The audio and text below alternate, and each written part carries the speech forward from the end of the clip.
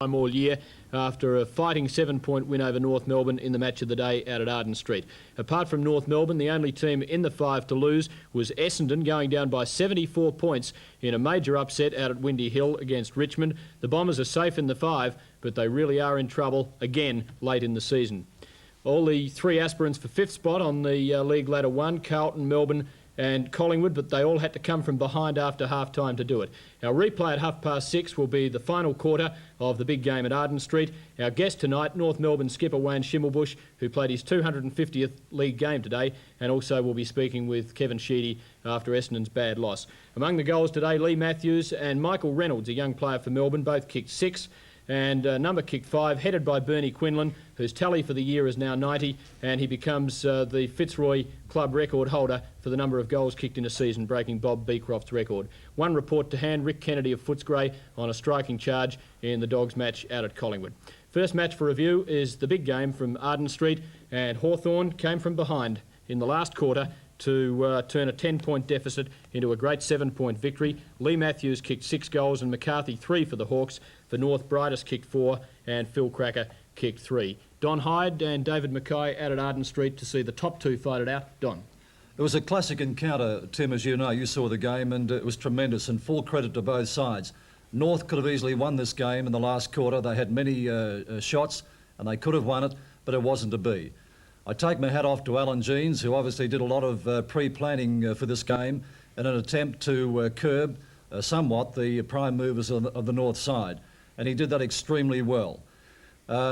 Lee Matthews at full forward was a focal point. He kicked 6 goals, and that was the other thing. All Hawthorn did was to pump the ball down to him, and Lee did the rest. Matthews doesn't get off the ground like he used to, but the way he positions himself is incredible, and his judgment is superb. The Hawthorn defence, I thought, was fantastic again today. Kelvin Moore has described Gary Ayres as the best back pocket player he's played with, and Gary Ayres today was another star, particularly the way he curbed Jim Cracker when Jim Cracker was in the forward pocket. A great game from Ayres. Feeling each other out at the moment in the first 7 or 8 minutes. Still no goal on the board. Hodgman in there scrapping. Atkins eventually wins the loose ball. Wild bounce. Danger here for Hawthorn. Brightus. Oh, Ayres, a magnificent smother.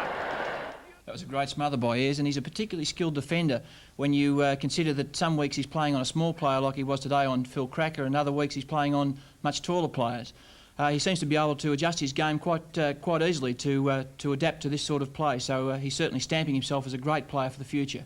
As Don said, Alan Jeans really did his homework today for today's game. He had Colin Robertson tagging Phil Cracker, and he also had Wayne Schimmelbusch being tagged by Russell Green. Both of these moves were very successful. Certainly a goer. He's off the interchange bench, and he's done a couple of good things in this quarter into the North full forward zone. Good strong bar, Colin Robertson on the full-back line. Kicks it back, looking for Gary. Lee Matthews, we mentioned earlier, he just goes on, and not only does he kick goals himself, but he sets goals up for his teammates. His effort today in kicking 6 goals, even though perhaps a couple of them were a little bit doubtful with free kicks, it was a great effort. Defence, and he's getting it down to the centre. Law's there. He stands back a little, and Mew comes in and takes it, gives it to Kennedy. Kennedy to Wallace. Wallace has got time to steady. Beautiful pass.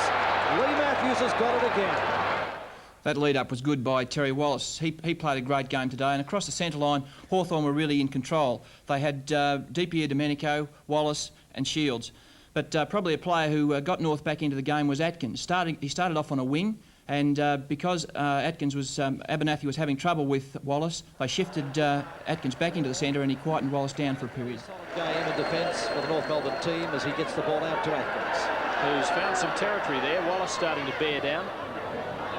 McDonald, Langford slipped over at the crucial moment. Let McDonald in for an easy mark. Over the top to Atkins, who's made good ground after delivering the ball. Lead from Brightus, just marks it inside. Atkins, as David said, played a very good game. I thought he kept getting the ball away from the centre. It was a great effort by him. Wayne Schimmelbusch, it was a momentous occasion for him today, his 250th game. And even though he had a great tussle with Russell Green, he still picked up about 20 kicks for the match. And particularly in the second half, was a tremendous player for North. You play the way you should until the whistle goes. There's the ball upfield. Look at Schimmelbusch. Free kick he's got to get. Great example to young players, Wayne Schimmelbusch, the way he goes in hard for the ball and earned that free kick the hard way. Across to Stephen McCann at half forward. Good mark, McCann.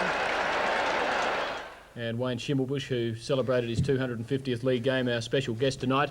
And it was quite a moment at the start of the match at Arden Street. Very appropriate that the game was played there when Wayne was confronted with a huge banner, the North Melbourne cheer squad acknowledging his wonderful service for the club. But typically there, as you notice, he didn't take the honour and glory himself, but burst through with the other 17 players around him. And perhaps, Wayne, an opening question. Does that sort of thing come spontaneously to you? I mean, it just seemed like the typical team gesture.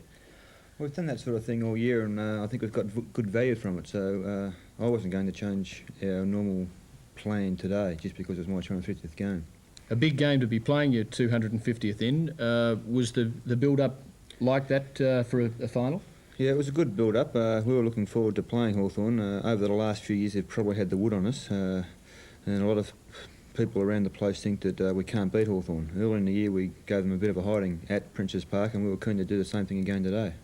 You probably went in a reasonably warm favourite in the eyes of the tipsters, for whatever that's worth, but Tuck was out. It was at Arden Street, your home ground, so things did seem to be your way. Perhaps that might have worked in reverse and extracted a big one from the Hawks. Yes, as David and Don said, I think Alan Jones and the Hawthorn camp did their homework very well and came out with obviously a good game plan to stop our running players and to stop our strengths.